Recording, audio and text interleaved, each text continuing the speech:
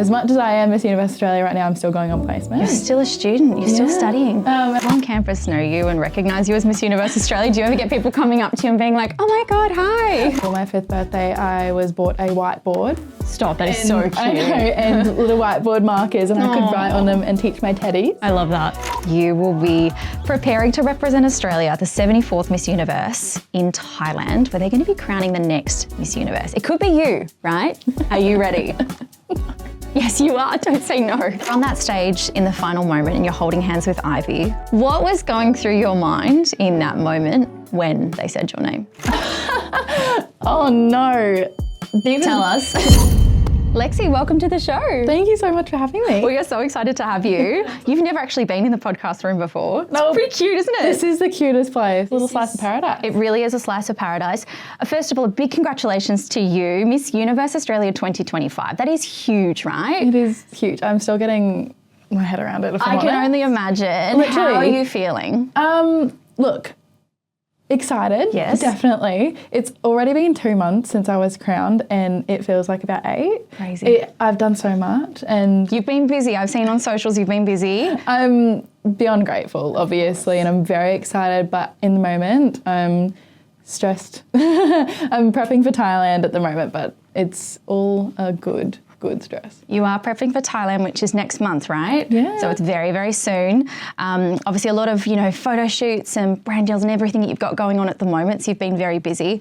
But I think what I love most about your story is really how multifaceted you are, right? You're not just Miss Universe Australia. You're a student, you're a healthcare worker, and you're a model as well. So I think there's so much more to you than what people have just seen on the stage, right? Yeah. Taking away the crown and the sash, let's just start with you for our listeners. I mean, who is Lexie Brantt? So I am, as you said, an occupational therapy student. I'm in my 3rd year at the moment and I'm set to graduate this time next year. Oh my gosh, which exciting. is so exciting. That does mean I go on placement at the end of this year though, and the middle of next year. Wow. So as much as I am Miss Universe Australia right now, I'm still going on placement. You're still a student, you're still studying. And I've got 15 weeks to complete of straight unpaid work, which is something crazy. Wow. But I'm still in my job as a medical secretary as well. I love it there, and I love the whole team. They're my family. They were the first to congratulate me, and they saw me all through the Miss Universe journey, so of course, sticking there. And at the moment, I am exactly 50-50 between living on the Gold Coast and Brisbane. Yeah. So my parents and my family is all in Brisbane, but all of my work is on the Gold Coast. So I live with my beautiful partner, Sam. Of course, and your partner Sam plays for the Gold Coast Sun. He does indeed. So you're in the footy world too. Tell us, you mentioned your parents. What were you like as a child growing up? How would mum and dad describe you? My mum would describe me as cautious. Okay. So she has told me many a time that I was never the child to eat sand or play in the dirt or anything. It's not a bad thing. No, it's a great thing nowadays. So I would never have a bruise on me, so I'd never jump off of anything. And I think that speaks volumes to what I do in my life now. I never go into anything with impulse. So, but my mum always describes me as very kind and compassionate, and that's why I'm in healthcare. Of course. What were some of your earliest passions or interests growing up? Were you into sport or music? What did you do growing up? So when I was in prep, my mum told me that I wanted to be 2 things. A primary school teacher. Okay. So for my 5th birthday, I was bought a whiteboard. Stop, that is so cute. I know, and little whiteboard markers, and I could write on them and teach my teddies. I love that. But the other aspiration I had was to be a rock star. Okay. Like Hannah Montana. Of course. As every We child. all grew up in that era, right? Of Hannah Montana. So Did you have a blonde wig is the question. I would use like pillowcase. Cute. And then my teddies would see it go, so. Obviously, you said that you're quite shy growing up. What helped you find your voice and kind of step into this, newfound confidence that you have? I am still stepping into it, if I'm honest. I don't think I'm the most confident that I could be, but I find confidence in my family and my friends. So I will never go into a place and be outwardly confident, but if I'm with my select group of people, that's where I find my confidence. Of course, I think it is that sense of comfort, right? Especially in unknown environments too. Did you have any role models growing up? Anyone that you looked to as like inspirations or people that you wanted to be like? My mum. Your mum. My mum is the strongest person I know. She's been through so much. She's been through her own health issues. She has overcome so much. And I'm an only child. I have 2 step siblings, but it was just me and my mum for a while. And as much as I absolutely adore my step-siblings, my mum worked full-time and she was also such an amazing role model to me. So as much as I'd love to say the celebrity or Marilyn Monroe or something like that, it's my mum. We do have Marilyn on the back there, but no, she's not listening, don't worry. Mums are super women though, like genuinely, and without mums, I don't know what we'd do. Obviously, you're juggling your study, you're a medical secretary as well, and you're Miss Universe Australia. How do you find balance between all those worlds? It's a lot. It's a lot. I won't say it's a piece of cake. I've definitely had a few tears and I've been so overwhelmed. Again, it's my family. My mum is kind of like my therapist, I'd say. So I've shown her my calendar multiple times and she's like, okay, take a big deep breath. Yeah. I would say that I have really had to have a chat with myself and say, what are your priorities? What do you want to get out of your life? Where do you want to see yourself in 10 years? And I'm so grateful to be Miss Universe Australia, but I wouldn't have gotten here without studying OT. So at the forefront of my mind is always going back to uni. And where do I want to be in my OT career? But so I go to uni every week like a normal uni student, and it grounds me as well. So that's how I kind of realise and not get my head in the clouds. Of course. Do people on campus know you and recognise you as Miss Universe Australia? Do you ever get people coming up to you and being like, oh my God, hi? A few people have. Cute. But my friends group, I've got a good group of 6 girls. Yeah. They're like, the first time I came back to uni, they're like, oh my God. And then the rest of it, they're like, girl, you've got study to do. Yeah, back to normal. Come on. Back to normal. What originally drew you to occupational therapy? Was there a personal experience or something that inspired you to study it? Well, obviously I wanted to be a primary school teacher. Yeah. But then I think in about grade 9, grade 10, I really wanted to work in healthcare. Mm-hmm. And the only sort of thing everyone at my school was going into as healthcare was nursing. And I hate any bodily fluid. Okay. Just a thing about me. And then physio was too movement involved and too sciencey. Mm-hmm. Then I found this sweet spot of OT that was helping people do the things they need and want to do. Yeah. And I kind of had a very big moment in my life. And I was like, what if I couldn't brush my teeth in the morning? And that's what kind of made me realise I'd love to help someone get back to what they need to do. It's insane when you break it down, I think that simply. And they're the small things in life that we take for granted, right? Yeah. Putting on a shirt. That's right. Yeah. That's right. I guess, what kind of patients or areas of healthcare interest you most? Is it like paediatrics or rehab? Yeah. So I've just done a placement in the rehab ward and it was excellent, but definitely not for me. Okay. I love hand therapy, but my passion lies with teaching. So paediatrics is obviously what I want to go into. Absolutely. And future plans in the medical space. So obviously you'll finish your degree, you'll do your placement, and then where to from there? I want to go straight into a private practice. Awesome. Ultimately, I'd love to work in a school as the OT, but that is very sought after. Yeah. So going into a private peds clinic. We cannot have you here and not talk about your Miss Universe Australia journey, right? Because from what I understand, this wasn't always a part of the plan, right? What first drew you into the world of pageants? Was it confidence building? Was it the sense of community? I wouldn't say that I looked at Miss Universe Australia knowing it's a pageant. I looked at it and I looked at the cohort before me and how much fun they had and all of the opportunities they got to do. So they got to go to Vietnam, National Final Week. There were... One thing about me is I love F1. Yes, and I did read that about you. And if I'm honest, the one thing that made me actually apply was seeing track day from all the girls. Yes. And so that is so fun. Oh, wasn't it the best? I had the best day. I started crying. Oh, did you? Oh, don't even get me started. It was so embarrassing. But yeah, seeing the girls and all the experiences they got to do, not to be materialistic or anything, but I remember thinking, when else could I do that? And all you had to do was submit a couple of photos and a little video, and the worst I can say is no. Yeah. So I did it, and I just kept progressing and progressing, little to me. Of course. And going into the competition, did you have any sorts of expectations at all? No. Or did you kind of just go into it more of an open mind? I've told a lot of people this. The best day of the year was not, obviously it's winning Miss Universe, but getting through to Queensland National Finals. Like, I remember sitting there with all of the beautiful Queensland girls and I wasn't expecting to get in it at all. I was just so grateful to be here, sitting in my beautiful one-night stand dress, and then my name was called very last, might I add. Thank you, so. The suspense. Yeah, I was absolutely gutted.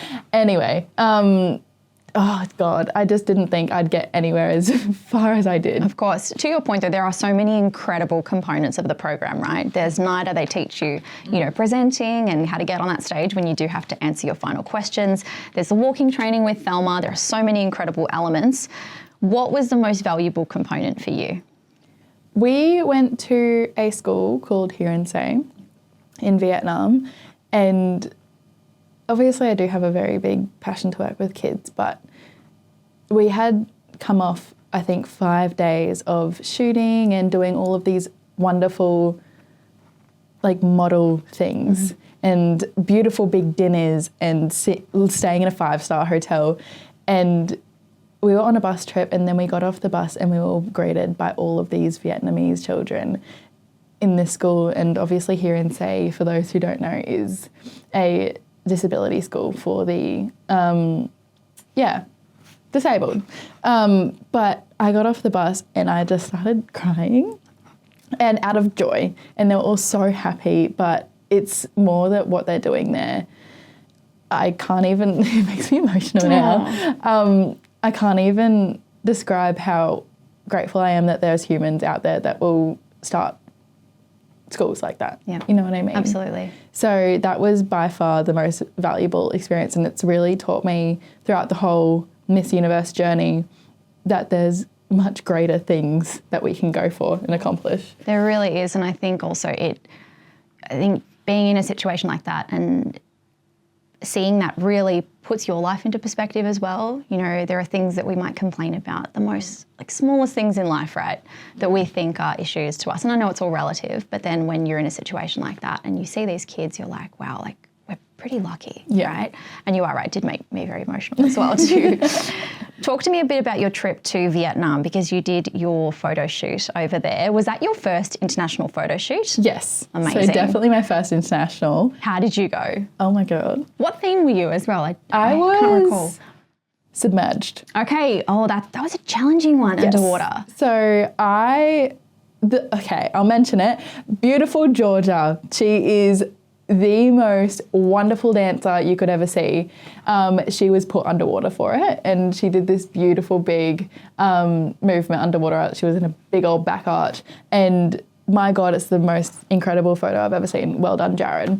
I was coming out of the water, so yeah. But the team was so incredible. I kept hearing, Lexie, go girl, you're so good. So incredible. I have never experienced such love on a shoot before in my life. You are an experienced model though, right? You've done a fair bit of modelling. And especially living on the Gold Coast, you've done a fair bit of swim shoots, and this one by far takes the cake on how grateful I was to be in a team and how beautiful I felt in myself, especially after a week of being away from home, eating different food, and it can be very easy, especially around a lot of women, to get self-conscious about your body.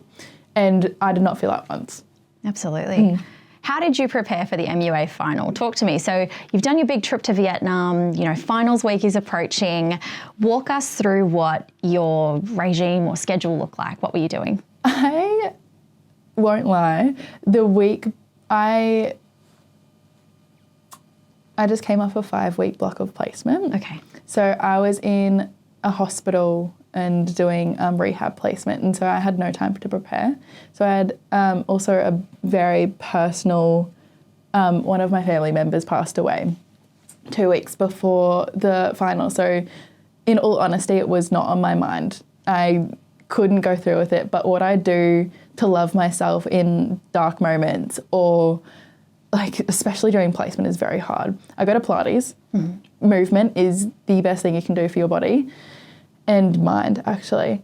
But I just spent so much time with my family, and that's all I could do leading up. And then obviously in the week leading up, I got my hair done and I got my nails done, trying to make myself feel a little bit better. And I think that's what really gave me a good head start, is that I had been so grounded for the weeks leading up that I didn't care, I didn't put any pressure on myself. I just went into it with just authenticity, if I'm honest. I love that. And I think, you know, a lot of other girls before may have been, you know, training every single day and morning and night, right? And sometimes you can get in your own head as well, thinking that, you know, maybe you're not good enough or anything like that. But I think, you know, I couldn't imagine what you must have been feeling during that time as well, having lost someone.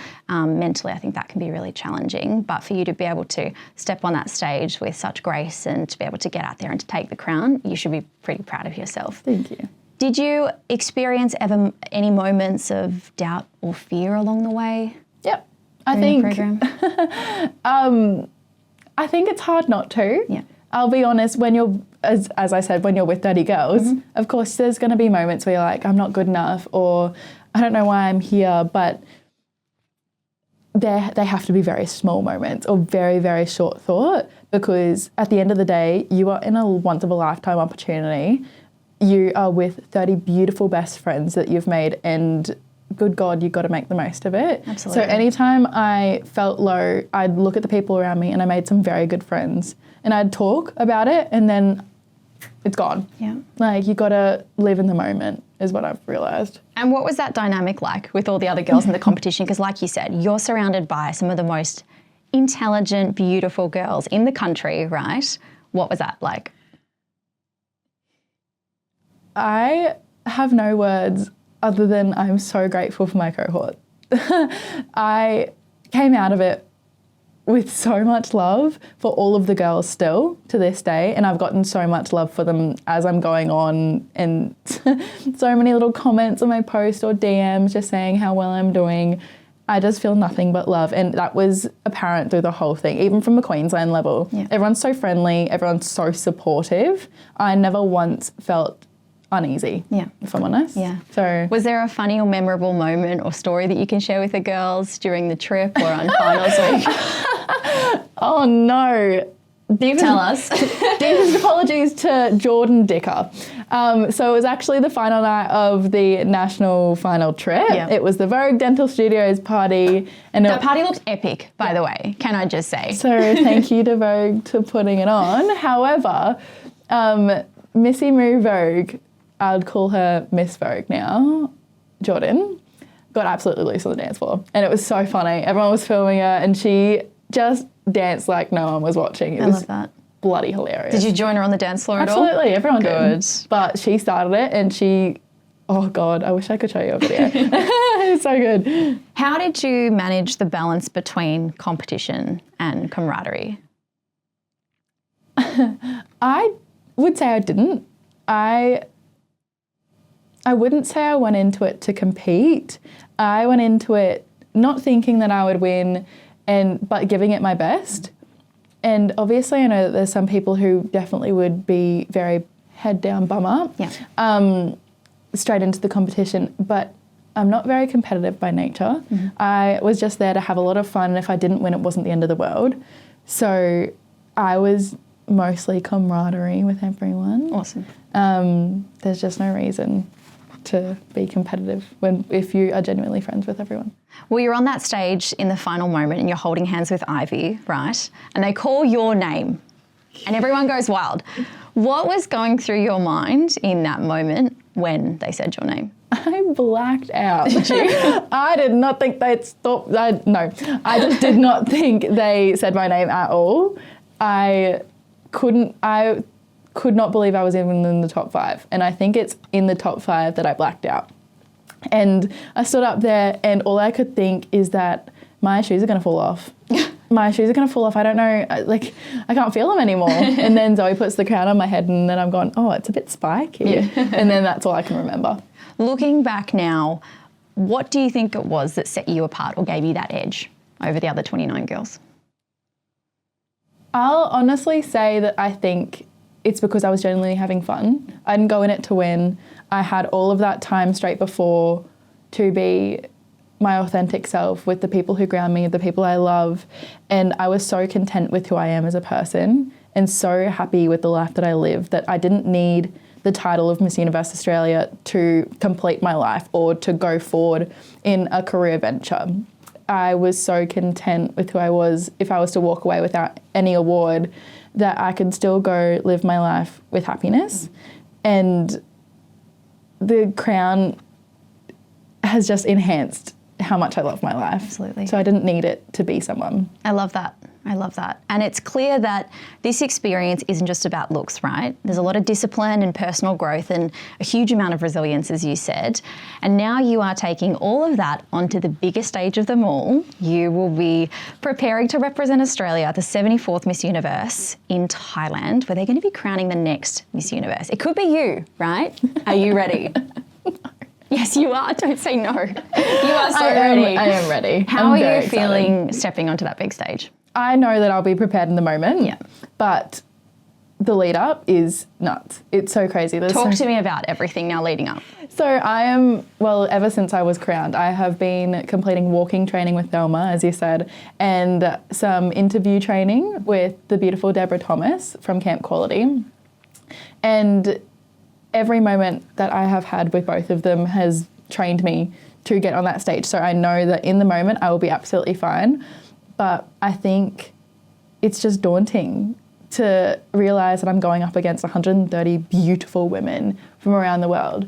But I've got to get my dress ready, I've got my outfit ready. 5 suitcases, by the way. 5 suitcases? Actually, I think I'm taking 6, wow. Just letting you know. And, it's stressful, but nothing I can't handle. Nothing that you cannot handle, you're so right. What does it mean to you to be representing Australia on the global stage? I never thought I wasn't the type of girl to be great at running, be great at swimming. So I never thought that there would be an opportunity for me to represent my country because I was good at things. I was never great at anything. And now that I've been given the opportunity to wear the flag, I still can't comprehend it. So honestly, I'm so grateful for the beautiful selection committee because representing my country, and I think I represent a good version of the Australian dream. For sure. So I'm just so grateful.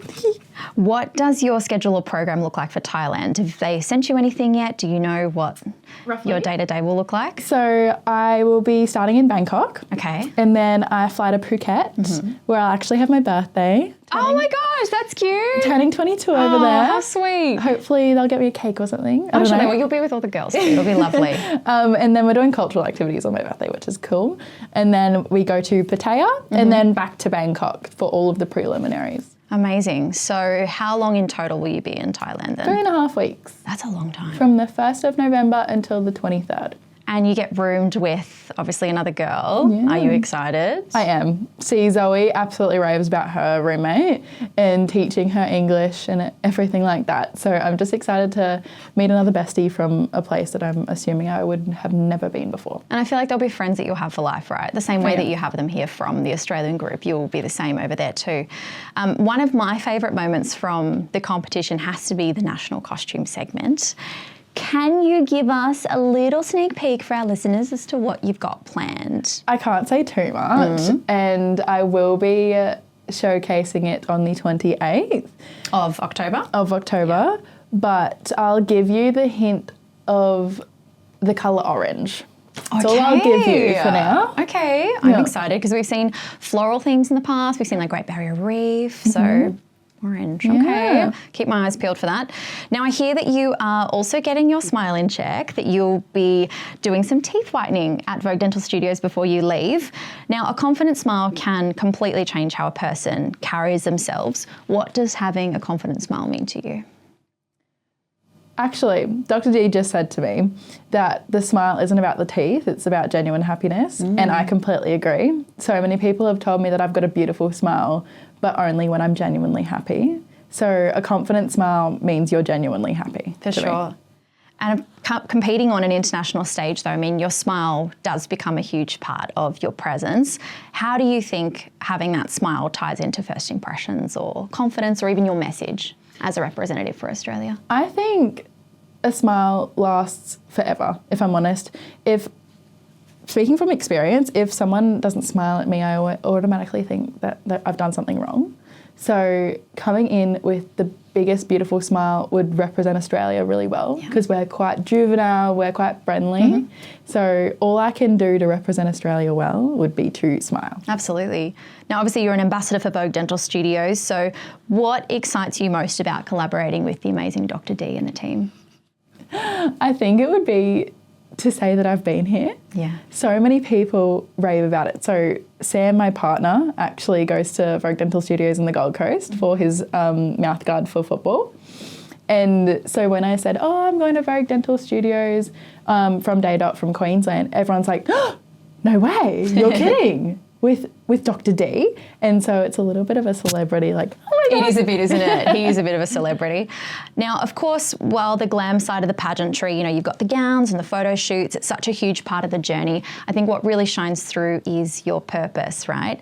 And pageantry, I think it's fair to say, has evolved so much over the years, where it's shifted from just being about your looks and your beauty to more about your voice and kind of the impact that you want to leave behind, right? Now, I read that in an interview with Gold Coast Magazine, you said that you bring a grounded and purpose-driven perspective to the Miss Universe program. What kind of legacy do you want to leave behind as Miss Universe Australia? I honestly want to be the person who isn't just for the face and not just for the pictures, but someone who actually has a voice, as do many of the Australian Miss Universe girls. But mine would be to be someone passionate in healthcare. I want to be the legacy that you can have a voice for children, especially. Children's healthcare and education is definitely looked over a lot, so I want to leave the legacy that I can speak for them. Absolutely. Yeah. And for any other girls or young women following your journey or your path, what advice would you give to them? Be yourself. Yeah. You can't be the girl sitting over here. You can't be the girl sitting over here. You need to be truly, authentically who you are. And if you don't know that, then spend some time by yourself and realise that, because you can love yourself just the way you are and be yourself, because people will love you. Yeah. Now, there is a bit of debate around whether pageants are outdated or appearance focused. I mean, how do you personally respond to those critics? It depends how you look at it. And I think not all pageants are the same. For Miss Universe, especially, it's not just about how you look. So for the critics who say, oh, they don't have a brain, why are they doing it? They're setting feminism back 20,000 years. You've got to realise that you've got to have your wits about you. Yeah. So I can speak all I want to about healthcare, and then that's good enough. And that's how I can win Miss Universe, because I actually have my wits about me. I've got an opinion and I can share that opinion. Yes, it's a bonus. I do work on my looks. I work on my body, and It's part of it, right? yeah, and I'm genuinely happy with how I look. But it's not just about me in a bikini. For you sure. know what I mean? And how do you handle social media scrutiny or comparison? Because I think that's something as well that comes with being in this sort of field too. And obviously being on a global stage now where you'll be surrounded by 130 girls, that's huge. Yeah. How do you handle that or kind of protect your own mental well-being? It happened very quickly, because I saw a few comments and, oh, must have been a year ago before I even started Miss Universe. And it made me break down instantly, and just some random commenting on my body. And so ever since, I've turned all of my Instagram notifications off, and I now no longer look at any comments at all. Don't care about what the pageant pages are posting about me, where I'm placed in the world. I won't look at it, because I'm going over to have the best time of my life and represent the country that I love. That's right. That's it. I think the pageant pages sometimes can be detrimental, right? Because you can get really caught up in reading stuff. Yeah. Not only about other people, but about you, right? Yeah, and like you exactly. said, you've got randoms from the other side of the world picking you apart and saying some horrible things, which can be really hard. But as you said, though, protect your peace and protect your space. Well, I read a pageant page that said that I had broken up with my boyfriend. And I was like, where did they get that from? what do you mean? I was like, okay, go off. So it just shows you that you can't trust it. You've really just got to block out the noise. Lexie, we have a closing tradition on this podcast where every guest has to answer a round of rapid fire Q&A questions. Are you ready? I have 10 questions for you, okay? Question number 1, drinks with the girls or a cozy night in on the couch? Drinks with girls. Favourite city in the world? Paris. Beautiful. Heels or sneakers? Oh, sneakers. Would you rather go without shampoo for the rest of your life or toothpaste for the rest of your life? Ooh, toothpaste. Without toothpaste, I'd say. Okay. You know why? Because I can come here instead. I was wondering where you were going with that. I was going to say the dentist in the room might want to hear that, but okay. What is your favourite flower? A lily. A lily. Who is your celebrity lookalike? Ooh. Or has anyone told you that you look like I've someone? never been told I look like anyone. I'm trying to think who you look like. I mean, I just watched the Victoria's Secret show yesterday. I'm sure there's someone there that we can liken you to. What dish do you cook best? Ooh, vodka pasta. Oh, I love a vodka pasta. If you could join any F1 team for the day, who would it be and why? Oh, Ferrari. Ferrari. Most definitely. I'm a Ferrari fan from way back, so. Favourite Ferrari driver? Oh, Charles Leclerc. Of course. Who else? Yeah. What never fails to make you laugh? Oh, Sam. Yeah. Every day. And final question, what's your go-to mantra or quote that you live by? Remember where you came from. I love that. Remember your beginnings. Lexie, thank you so much. Oh, Congratulations again. And we're sending you all the love and we cannot wait to see you on the big stage. So best of luck and we look forward to seeing you back when you're in Melbourne. Thank you so much for having me. Of course. Episodes will be released every Thursday on Apple Podcasts, Spotify and YouTube. And you can find us on Instagram and TikTok at Smile the Makeover Scoop. Don't forget to like the podcast and leave a review. It only takes 30 seconds, but it means that we can grow the show. Can't wait to see you guys in the next episode. Bye for now. This podcast is for informational purposes only and does not constitute medical, legal, or financial advice. Please consult with a professional for specific advice tailored to your situation.